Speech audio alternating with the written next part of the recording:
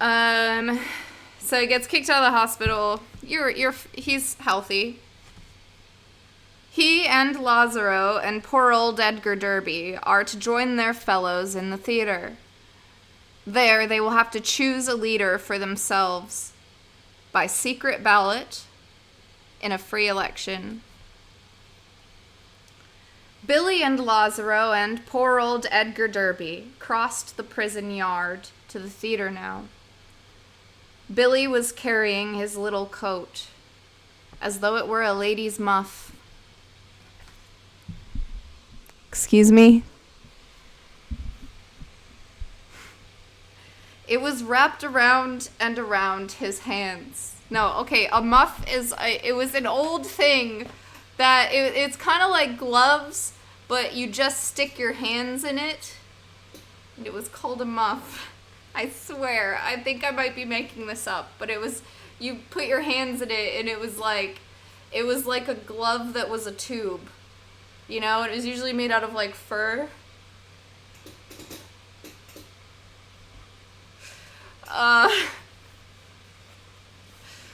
Just so we're clear. He was sticking his hands in it. He was sticking his hands in it as if it were a lady's muff.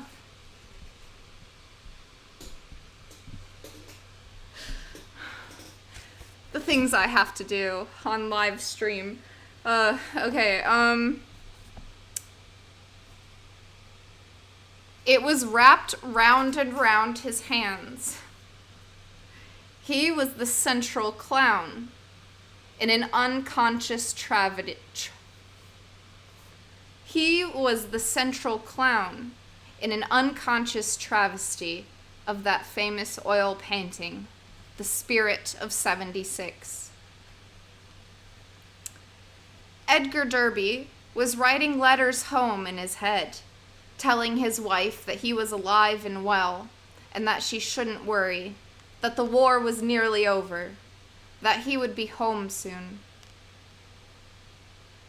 Lazaro was talking to himself about people he was going to have killed after the war, and rackets he was going to work, and women he was going to make fuck him, whether they wanted to or not. If he had been a dog in a city, a policeman would have shot him and sent his head to a laboratory to see if he had rabies. So it goes. As they neared the theater, they came upon an Englishman who was hacking a groove in the earth with the heel of his boot. He was marking the boundary between the American and English sections of the compound. Billy and Lazaro and Derby didn't have to ask what the line meant. It was a familiar symbol from childhood. The theater The theater was paved with American bodies that nestled like spoons. Most of the Americans were in stupors or asleep. Their guts were fluttering, dry. "Close the fucking door," somebody said to Billy. "Were you born in a barn?" Billy closed it, took a hand from his muff, touched a stove. It was cold as ice. The stage was still set for Cinderella. Azure curtains hung from arches which were shockingly pink. There were golden thrones and a dummy clock, whose hands were set at midnight. Cinderella's slippers, which were airmen's boots, painted silver, were capsized side by side under a golden throne.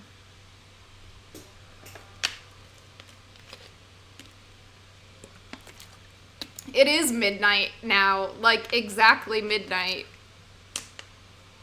Bizarre. Nobody look at the clock. It's never gonna change.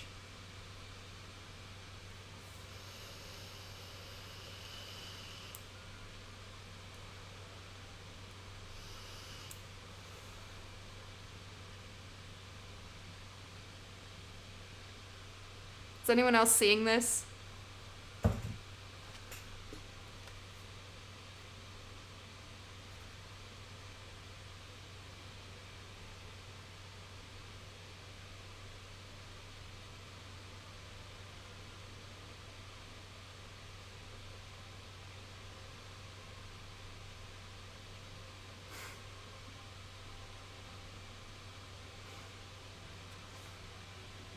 All right, we're good.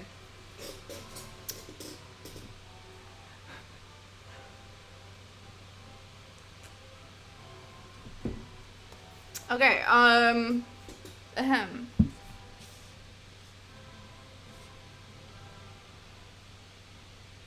Billy and poor old Edgar Derby and Lazaro had been in the hospital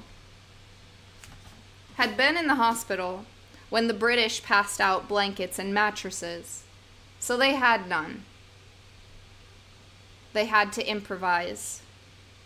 The only space open to them was up on the stage, and they went up there, pulled the azure curtains down, made nests. Billy, curled in his azure nest, found himself staring at Cinderella's boots under a throne. And then he remembered that his shoes were ruined, that he needed boots. He hated to get out of his nest, but he forced himself to do it. He crawled to the boots on all fours, sat, tried them on. The boots fit perfectly. Billy Pilgrim was Cinderella, and Cinderella was Billy Pilgrim.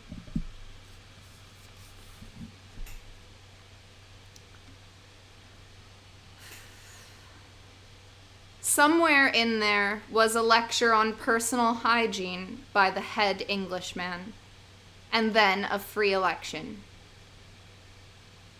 At least half the Americans went on snoozing through it all. The Englishman got up on stage, and he rapped on the arm of a throne with a swagger stick, called, "Lads, lads, lads, can I have your attention, please?" and so on.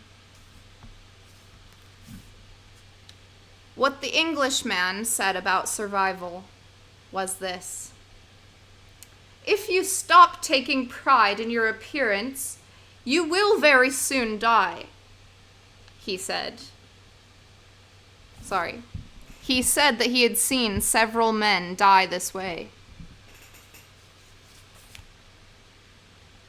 In the following way. He said that he had seen several men die in the following way. They ceased to stand up straight, then ceased to shave or wash, then ceased to get out of bed, then ceased to talk, then died. There is much to be said for it. It is evidently a very easy and painless way to go. So it goes.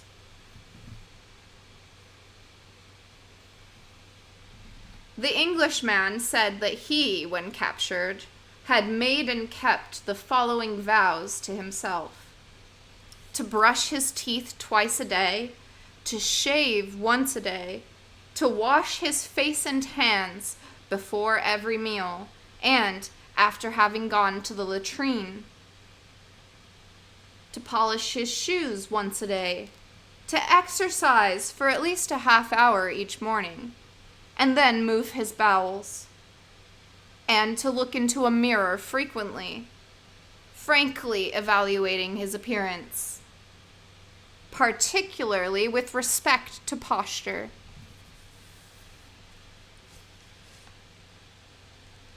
Billy Pilgrim heard this all while lying in his nest. He looked not at the Englishman's face, but his ankles. "I envy you, lads," said the Englishman. Somebody laughed. Billy wondered what the joke was.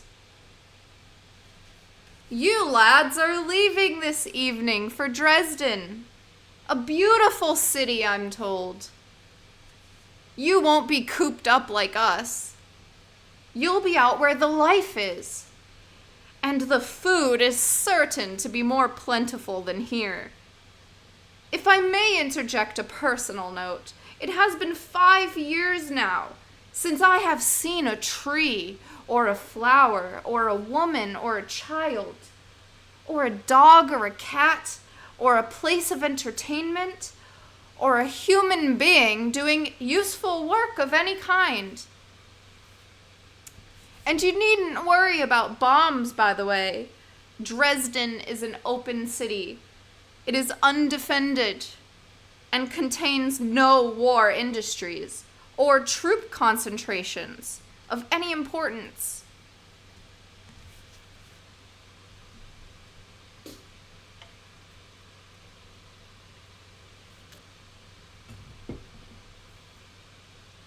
Somewhere in there, old Edgar Derby was elected head American.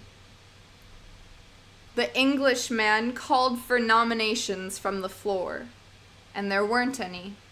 So he nominated Derby, praising him for his maturity and long experience in dealing with people. There were no further nominations, so nominations were closed. All in favor? 2 or 3 people said aye. Then poor old Edgar Derby made a speech. He thanked the Englishman for his good advice, said he meant to follow it exactly.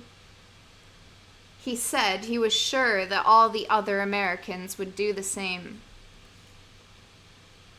He said that his primary responsibility now was to make damn sure that everyone got home safely. Go take a flying fuck at a rolling donut, murmured Paul Lazaro in his azure nest. Go take a flying fuck at the moon. Okay, I need to pause. Go take a flying fuck at a rolling donut. Okay, Paul Lazaro, as delightful of a human being as he is, did say one great thing. Go take a flying fuck at a rolling donut.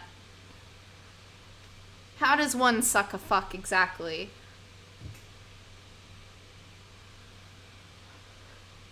I feel like one day I'm just going to yell that in a pure rage. Like, I don't even know the situation, I don't know the day, but it'll happen. I'll tell somebody to take a flying fuck at a rolling donut. And I'll be out of breath as soon as I finish saying it.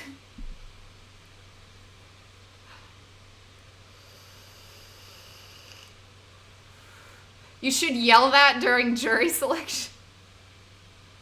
You might as well go out with style.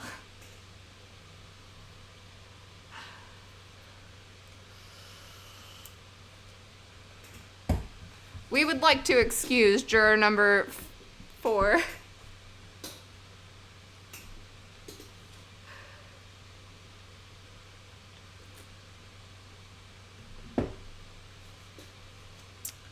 You can let the flying fuck lady out now. Okay,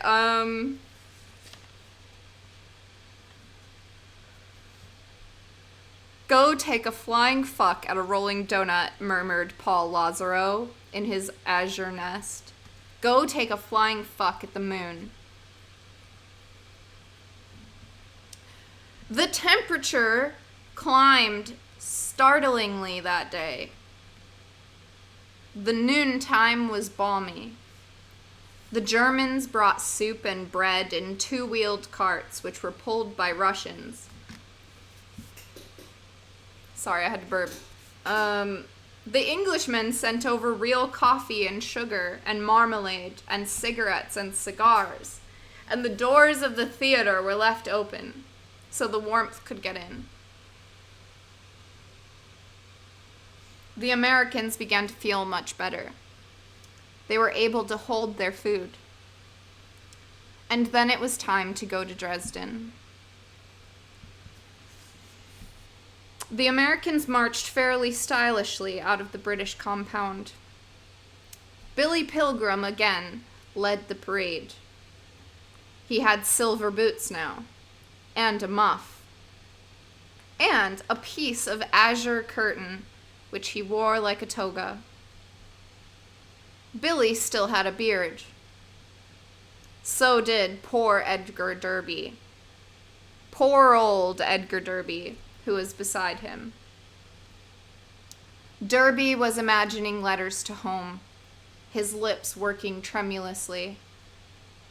Dear Margaret, we are leaving for Dresden today. Don't worry. It will never be bombed. It is an open city. There was an election at noon, and guess what? And so on.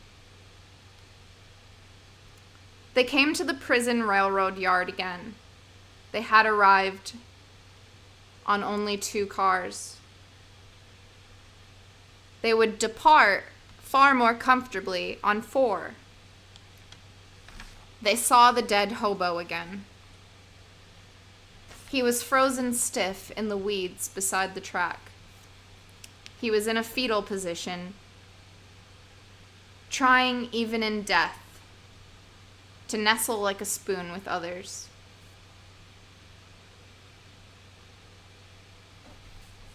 There were no others now.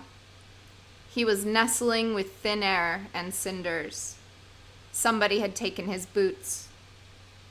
His bare feet were blue and ivory.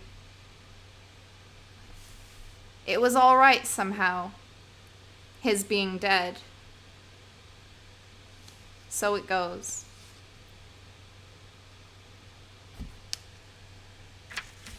The trip to Dresden was a lark. It took only 2 hours. Shriveled little bellies were full. Sunlight and mild air came in through the ventilators, and there were plenty of smokes from the Englishmen. The Americans arrived in Dresden at 5 in the afternoon. The boxcar doors were opened, and the doorways framed the loveliest city that most of the Americans had ever seen. The skyline was intricate and voluptuous and enchanted and absurd. It looked like a Sunday school picture of heaven to Billy Pilgrim. Somebody behind him in the boxcar said, "Oz." That was I. That was me. The only other city I'd ever seen was Indianapolis, Indiana. Every other big city in Germany had been bombed and burned ferociously. Dresden had not suffered so much as a crack in a window pane. Sirens went off every day, screamed like hell, and people went down into cellars and listened to radios there. The planes were always bound for somewhere else. Leipzig, Chemnitz, Plauen, places like that. So it goes. Steam radiators whistled cheerfully in Dresden. Streetcars clanged.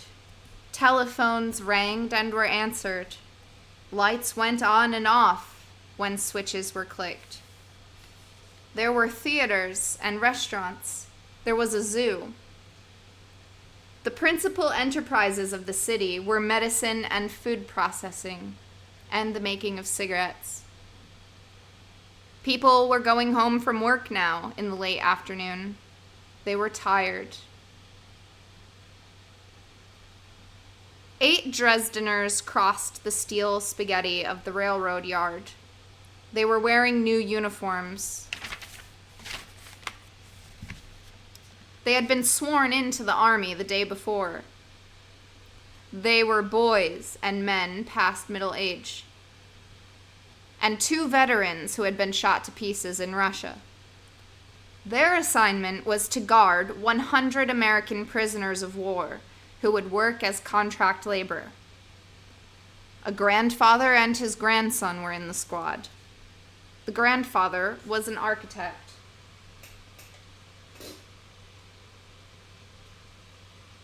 The 8 were grim as they approached the boxcars containing their wards.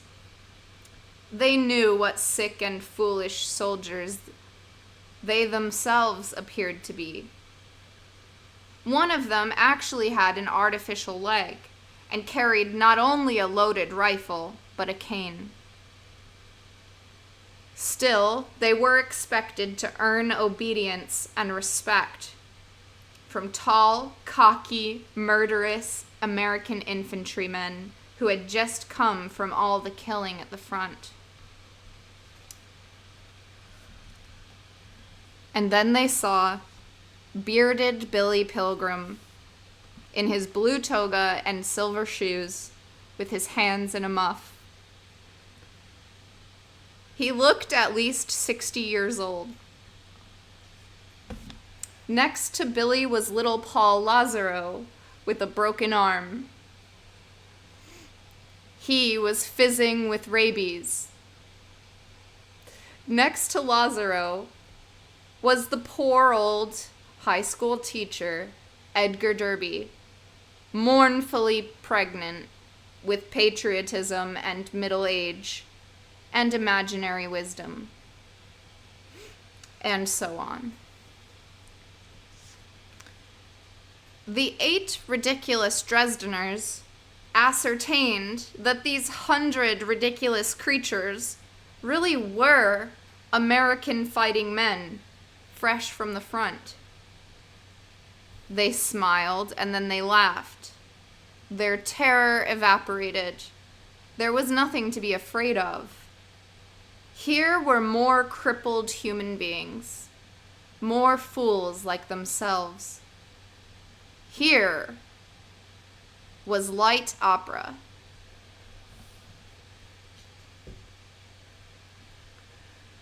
So out of the gate of the railroad yard and into the streets of Dresden marched the light opera. Billy Pilgrim was the star. He led the parade. Thousands of people were on the sidewalks going home from work. They were watery and putty-colored, having eaten mostly potatoes during the past 2 years. They had expected no blessings beyond the mildness of the day. Suddenly, here was fun. Billy did not meet many of the eyes that found him so entertaining. He was enchanted by the architecture of the city. Merry Amoretti wove garlands above windows. Roguish fawns and naked nymphs peeked down at Billy from festooned cornices. Stone monkeys frisked among scrolls and seashells and bamboo. Billy, with his memories of the future, knew that the city would be smashed to smithereens and then buried in about 30 more days. He knew, too, that most of the people watching him would soon be dead. So it goes.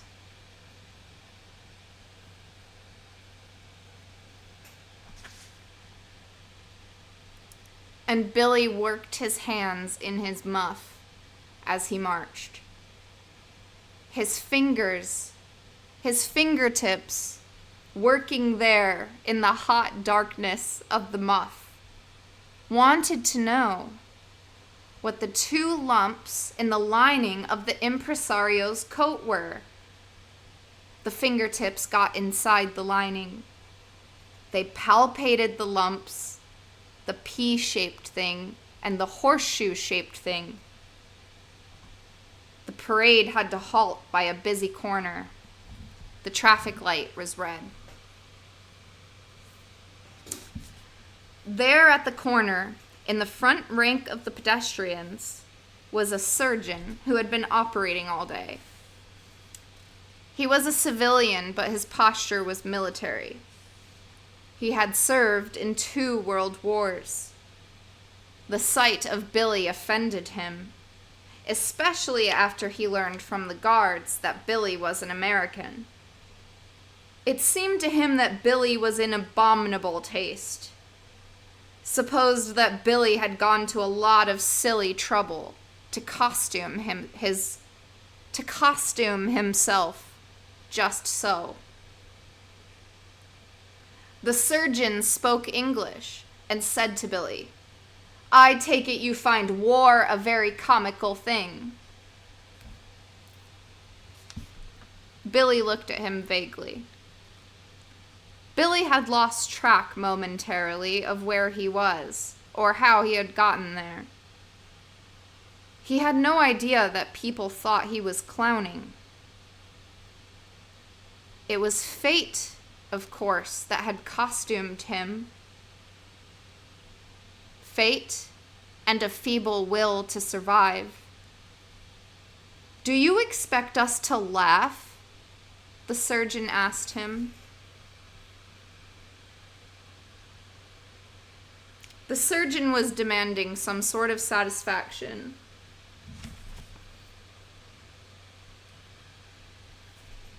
Billy was mystified. Billy wanted to be friendly, to help if he could, but his resources were meager. His fingers now held the 2 objects from the lining of the coat. Billy decided to show the surgeon what they were. "You thought we would enjoy being mocked," the surgeon said. "And do you feel proud to represent America as you do?" Billy withdrew a hand from his muff, held it under the surgeon's nose. On his palm rested a 2-carat diamond and a partial denture. The denture was an obscene little artifact, silver and pearl and tangerine. Billy smiled. The parade pranced, staggered, and reeled to the gate of the Dresden slaughterhouse, and then it went inside. The slaughterhouse wasn't a busy place anymore. Almost all the hooved animals in Germany had been killed and eaten and excreted by human beings, mostly soldiers. So it goes. The Americans were taken to the 5th building inside the gate. It was a 1-story cement block cube with sliding doors in front and back.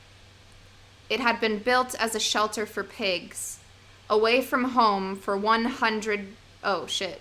It had been built as a shelter for pigs about to be butchered. Now it was going to serve as a home away from home for 100 American prisoners of war. There were bunks in there, and 2 pot-bellied stoves, and a water tap.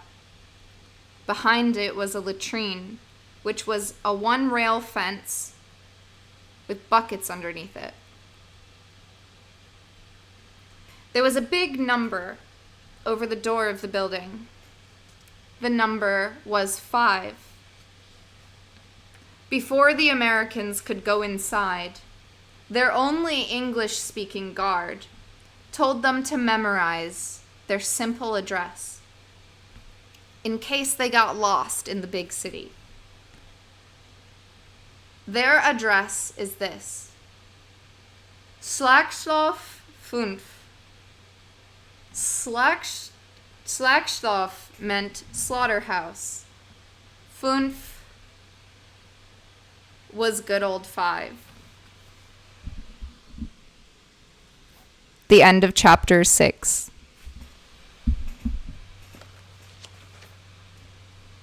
I didn't know I had to say it in German.